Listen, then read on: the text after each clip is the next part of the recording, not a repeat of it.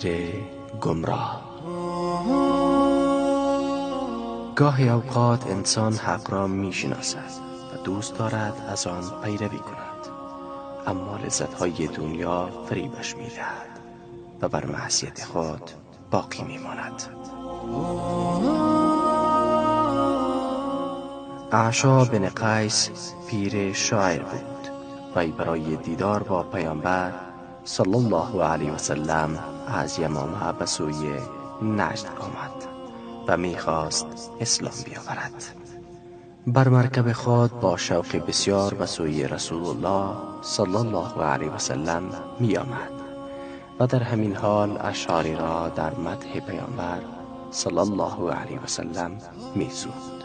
همچنان درها و صحراها را پیمود و شوق دیدار پیامبر صلی الله علیه و سلم و رغبت به اسلام و نفرت از بت‌ها او را به پیش می برد. هنگامی که به مدینه نزدیک شد، برخی از مشرکان راه او را گرفتند و پرسیدند چرا به مدینه می رود؟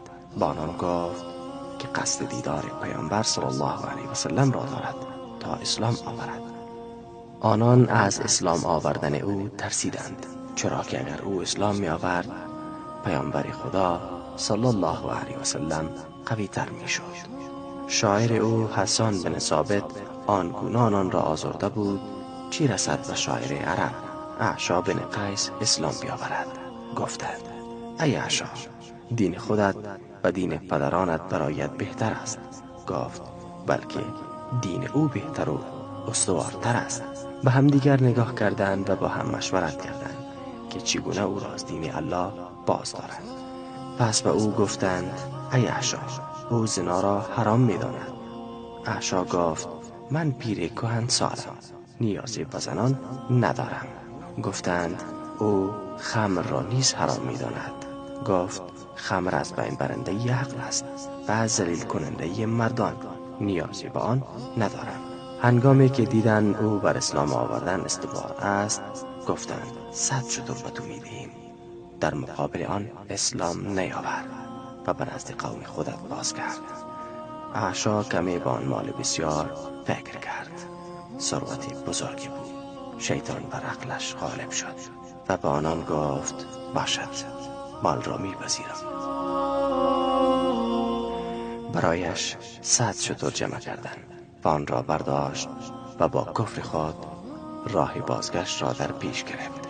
پیرمرد در حالی که شاد بود و خوشحال 100 شتر را در برابر خود میراند، اما همین که نزدیک سرزمین خود شد از شتر افتاد و گردنش شکست و مرد.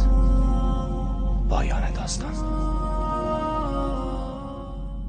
ربما يود الذين كفروا لو كانوا مسلمين ذرهم يأكلوا ويتمتعوا ويلهيهم الأمل فسوف يعلمون وما أهلكنا من قرية إلا ولها كتاب معلوم. برای مشاهده ویدیوهای بیشتر به کانال یوتیوب مفلحون سر بزنید، مشترک بشید و منتشر کنید، اجر ببرید.